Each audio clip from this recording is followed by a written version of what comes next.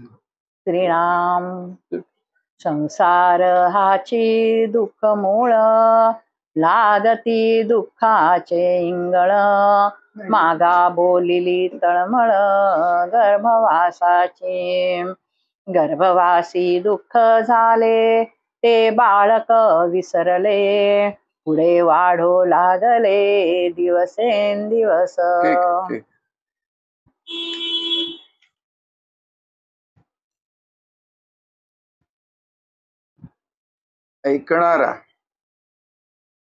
ऐकणारा जो कोणी आहे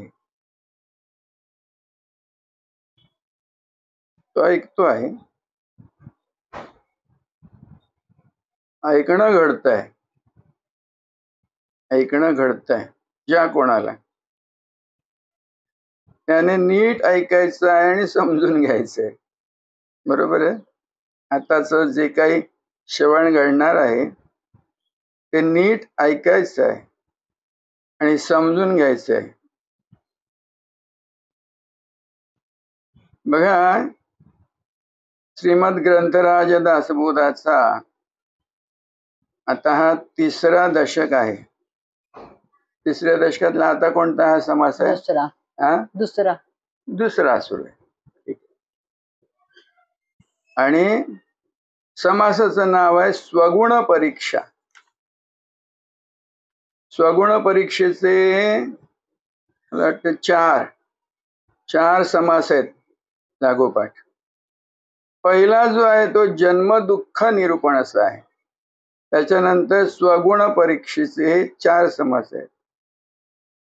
त्यानंतर 3 समास आहेत ते वेगवेगळ्या प्रकारचे ताप जीवाला भोगावे लागतात. बरोबर. आध्यात्मिक, अधिभौतिक, अधिदैविक असे ताप, त्याचं अगदी सविस्तर वर्णन केलंय समर्थाने.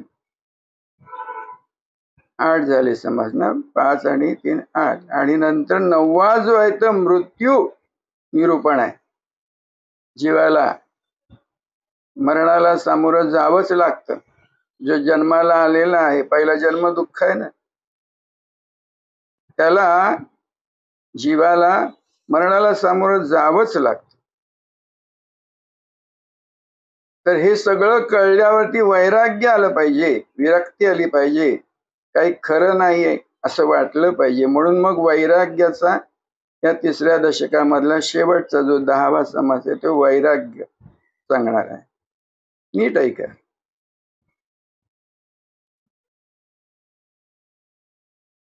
जन्म दुःख. जन्म म्हणजे काय हे कळलं पाहिजे. तर तुमच्यापैकी किती जण ऐकणारा जो कोणी आहेत त्यापैकी गुरु मार्गात आहेत, सद्गुरूंच्या जवळ बसून राहून ज्ञान ऐकतायत, काय म्हणतात, एक नाम मंत्र घेतलाय, गुरुमंत्र घेतलाय, किंवा काय म्हणतात गुरुभक्ती करताय, असे किती जण आहेत.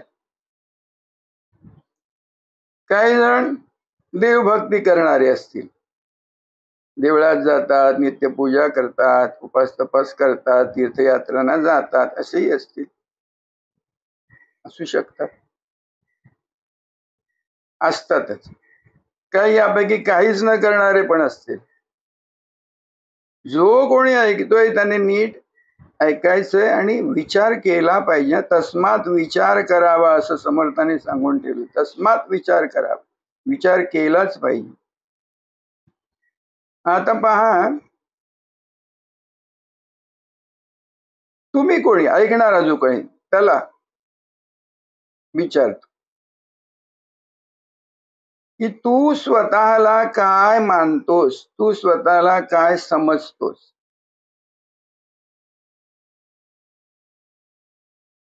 प्रत्येक जण स्वतःला समजतोय की आपला जन्म झालेला आहे. तर नक्की प्रत्येक जण स्वतःला हे समजतोय की आपला जन्म झालेला आहे. जन्म झालेला आहे म्हणजे आपण काय गृहीत धरतो, देह, शरीर हे गृहीत धरतोय. त्याशिवाय जन्मकल्पना घेतली गेली नसती.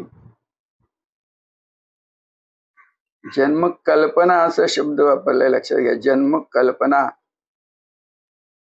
जन्म आपला झालेला आहे अशी कल्पना स्वीकारली जाते. अमुक अमुक दिवशी हा माझा वाढदिवस आहे, हा माझा बर्थडे, अलीकडे बर्थडे सेलिब्रेशन होत आहे. म्हणजे देहालाच गृहीत धरतोय. आपण देहच आहोत हे गृहीत धरतोय. आणि कितीही तुम्ही ज्ञान ऐकलं, अगदी सद्गुरूंच्या जवळ आयुष्यभर राहून ज्ञान ऐकलं, तरीही जन्मकल्पना काही पुसली जात नाही, हे लक्षात घ्या.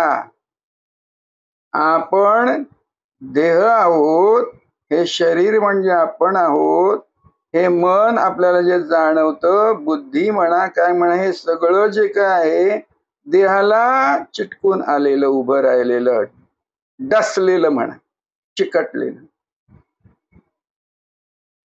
हेच खरं आहे. आणि या वेगळं काही अस्तित्व म्हणून आहे आपल्याला, याची कोणाला सुतराम कल्पना असत नाही. काही भाग्य ज्यांचं असतं त्यांना सद्गुरूकडे त्यांच्या सहवासात राहून, त्यांच्या जवळ राहून ते काय सांगतायत बाबा ते ऐकण्याची संधी लाभते. काही भाग्य असेल मग ते कोणीही सद्गुरू असो, सद्गुरू पदावरील कोणी असो, तो जे काही सांगतो ते काही सांगू. मग एकदा तुम्ही सद्गुरूकडे गेला आणि गुरु म्हणून स्वीकार केला, त्याच्या शब्दावर पूर्ण विश्वास ठेवून जो राहतो आणि वागतो, हे फार महत्वाचं आहे. कारण इथे आपल्या भारतीय संस्कृतीमध्ये तरी सगळीकडे आहे, गुरु आज्ञेचं तंतोतंत पालन केलं गेलं पाहिजे. गुरु आज्ञेचं, गुरु वचनाचं तंतोतंत पालन हे कोणाला घडणार? हे कोणाकडून तशी कृती होणार? जो भाग्यवान असेल, मी त्याला भाग्यवान भगवंत म्हणतो. गुरु आज्ञेचं जो तंतोतंत पालन करून राहतोय तो भाग्यवान आहे, भाग्यवान भगवंत आहे. कारण काय? कारण गुरु तुम्हाला, कोणालाही सत्य सांगतात. निर्विवाद सत्य जे आहे, निखालस सत्य जे आहे तेच केवळ सांगतात, त्याची ओळख करून देतात. आणि तू बाबा जे आतापर्यंत मानतोयस ते तद्दन सगळं खोटं आहे, भ्रम आहे, मिथ्या आहे. म्हणून ते सगळं उडवून लाव, सोडून दे, आणि मी सांगतोय त्या वचनाचा स्वीकार करून यापुढे राहा, अशी त्यांची आज्ञा असते. सद्गुरूंची आज्ञा ही असते. तर गुरु वचनाचं मग काही नाम देतात, गुरुमंत्र सांगतात, ते वचन जे काही आहे ते धरून राहणं आणि तेच केवळ एकमेव सत्य आहे अशी धारणा धरणं, त्यानुसार राहणं, त्यानुसार वागणं. इथे एक लक्षात घ्या, सद्गुरूंचं सांगणं काय असतं? काय असतं? दासबोध ग्रंथ आहे. दासबोध हा ग्रंथ आहे. दासाला म्हणजे शिष्याला बोध काय सांगतात सद्गुरू? बाबा तू स्वतःला जे काही मानतोस समजतोस ते खरं नाही. मी जे काही तुला सांगतोय ते खरं आहे, ते सत्य आहे, ते ऐक आणि तसा राहा. तुझी आणि जगाची आणि सगळ्यांची मिळून एक कल्पना झालेली आहे की आपलं देह हेच रूप आहे, तर ते खोट आहे. तुला अनुभव येतोय, तुला सगळं काही त्यानुसार सगळं काही चाललेलं आहे. अवघड जग तसंच वागतंय, असाच अनुभव येतोय, पण हे खोट आहे. याला काय म्हणायचं, याला भ्रम म्हण. हा भ्रम झालेला आहे, हे भ्रमातलं वागणं आहे, हे तू ओळख. भ्रम म्हणजे कळतं ना, म्हणजे काही नाही ते आहे असं वाटतं, त्याला म्हणतात भ्रम. काही नाही आहे आणि ते आहे असं वाटतं, त्याला काय म्हणतात, भ्रम. तर आपण देह आहोत, हा तुझा भ्रम आहे. लवकरात लवकर म्हणजे आता हे ऐकतोय तेव्हाच दे सोडून. धैर्य धर, धैर्य धरायला लागणार. कारण मी देह नाही तर कोण आहे आणि काय आहे आणि कसं आहे हे कळलं पाहिजे. हे कळलं पाहिजे, तेच सत्य आहे. तर मी देह नाही तर मी देव आहे हे कळलं पाहिजे. देह स्वरूप हे निखालस खोट आहे आणि माझं असणं म्हणून जे आहे ते देव स्वरूप आहे, हेच सत्य आहे. म्हणून ते सत्यमेव जयते असं आहे. मग ते जर तू स्वीकारलंस त्याचाच विजय होणार. आणि ते सत्य म्हणजे काय, जे कधी नाही असं होत नाही ते सत्य. जे आहेच आहे, निर्विवाद आहे, असतच असतं, त्याला सत्य म्हणायचं. त्याला अल्टिमेट तुम्ही म्हणता, अल्टिमेट. त्याला ऍब्सोल्यूट म्हणतात, बरोबर. तर ते जे आहे, जे अंतिम आहे, सत्य म्हणून अंतिम आहे. अंतिम म्हणतात म्हणजे त्याची सुरुवातही तेच आहे, आदिम आणि अंतिम. एकमेव जे आहे, एकमेवा द्वितीय, एकच ते, दुसरं नाही असं ते आहे. ते देवरूप आहे. म्हणजे तुम्ही अगदी अगदी थोडक्यात समजून घ्यायचं तर कसं सोपं, तर हा देह नाही, मग हा देह ज्याच्यामुळे चालतोय, वागतोय, सगळ्या क्रिया, ज्या काही क्रियाकर्म घडत आहे, सगळा अनुभव येतो आहे, तो देहाला कशामुळे येतोय हो? असं काय आहे या देहाच्या ठाई, देहाच्या ठिकाणी म्हणायला म्हणूया, देहात, देहात काय आहे? तर साधारण तुम्ही सगळे पटकन शब्द वापराल. कोणता शब्द वापराल की आत्मा आहे. जो आत आहे, जो आत सामावलेला आहे, तो आत्मा आहे. बस. कारण तो आहे म्हणून सगळं काही होत आहे. तो नसेल तर काहीच नाही. कळतं ना, मृत्यू, मरण. मग हे जे काही आहे ते नाशवंत, नष्ट आहे, कुजायला सुरुवात होते, म्हणून ताबडतोब त्याची विल्हेवाट लावतात कचरा म्हणून. मग महत्व कोणाला आहे? आत्म्याला आहे.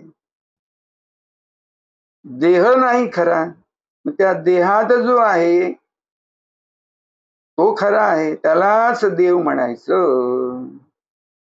म्हणून आपण देह नाही, आपण देव आहोत. इकडे लक्ष द्यायचं. इकडे लक्ष सहसा जात नाही, ते देवरूप अलक्षच राहतं.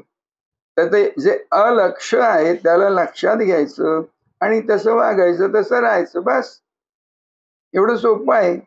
इथे काय करायला नको, काय उपास तपास करायला नको, काय संन्यास घ्यायला नको, हा काही क्रियाकर्मही करायला नको. फक्त हे ओळखायचं आहे, ओळखायचं आहे. म्हणून समर्थांनी ठसवण्यासाठी अख्खा या दशकालाच समर्थांनी काय नाव दिलेलं आहे, स्वगुण परीक्षा. पूर्ण दशक जो आहे तिसरा, त्याचं नाव काय, स्वगुण परीक्षा. 4 समास आहेत स्वगुण परीक्षेचे. पहिला जन्म दुःख काय आहे, किती भयानक आहे, किती भयंकर आहे ते सांगणार, हा असं आहे. आणि मग नंतर हे स्वगुण परीक्षा. बघा स्वगुण शब्द बघा, ऐकताय ना सगळे नीट. स्वगुण हा शब्द बघा. स्व म्हणजे आपण, आपण आहोत असा गुण जो आपल्याला जाणवतो, प्रत्येकाला जाणवतो, कोणत्याही जीवाला जाणवतो. तुम्हाला माणसाला, मानवाला, आपण किंवा कुठच्याही जीवाला, बघा जीव शब्द बघा, कुठच्याही जीवाला हे जाणवतं की आपण आहोत. आणि आपण आहोत हे जाणवलं की पटकन त्याचं लक्ष देहाकडे जाते आणि हा देह म्हणजेच आपण आहोत हे लक्षात घेत होतो. मग इथे बघा शब्द समर्थाने वापरलाय स्वगुण परीक्षा. तर त्याला कुठच्याही व्यक्तीला, माणसाला म्हणा, तुम्हाला स्वगुण म्हणून जाणवतोय की ना, जाणवतोय ना, जाणवतोच आहे. आपण आहोत हा गुण जाणवतोय ना. मग गृहीत काय धरतात, स्व म्हणून आपण देह आहोत हे गृहीत धरताय. तर हे खरं नाही, त्याने दुःखच भोगावं लागतं. म्हणून 4 समासात माणसाला कसं कसं कसं जन्मापासून ते मरेपर्यंत लग्न अमक तमक सगळं, मुलं बाळ, संसार, प्रपंच, सगळं सगळं सगळं हे दुःख भोग कसे भोगावे लागतात त्याचं वर्णन 4 समासात समर्थाने केलं, लक्षात घ्या. आणि विविध प्रकारचे ताप म्हणजे दुःखच, त्याला नाव वेगवेगळ्या प्रकारचे, किती तरी तपशील समर्थांनी एवढा सांगून ठेवलेला आहे जन्म दुःखाचा. त्रिविध ताप सांगितले त्यांचा. प्रत्यक्ष स्वतः वाचून पहा. म्हणून आपण काय करतो, दररोज दासबोधातले काही समाज वाचायचे म्हणजे वाचायचे, वाचलेच पाहिजे, ती आज्ञा आहे, वाचले पाहिजे समजून घेण्यासाठी, कळण्यासाठी. तर ते त्रिविध ताप, आध्यात्मिक ताप, आधिभौतिक ताप, आधिदैविक ताप असं आपलं सांगितलंय. परंतु तापच, दुःखच, आणि शेवटी मृत्यूला सामोरं जावं लागतं. मरण आहे, ठरलेलंच आहे. मग हे सगळं अज्ञानामध्ये घडतंय. अज्ञानामध्ये स्व म्हणून जे जाणवतंय ते सत्य स्व काय आहे, स्व म्हणजे स्वरूप हेच सत्य आहे, ते न समजून घेता देह हे सत्य आहे, माझं स्वरूप आहे असं जाणून दुःख भोग भोगता भोगता शेवटी मरणाला, मृत्यूला सामोरं जात. म्हणून त्याला हे खोट आहे, भ्रमरूप आहे तुझं. जीवरूप जे स्वतःला समजतो, जीव म्हणून, देह म्हणून, ते खोट आहे. तर तू देव आहेस म्हणजे आत्मा आहेस एवढं तरी जाण सुरुवातीला. मग ते जन्म दुःख कसं भ्रामक आहे, कारण हे सगळं स्वगुण म्हणून तू स्वतःला देह मानतोयस, हा भ्रम आहे.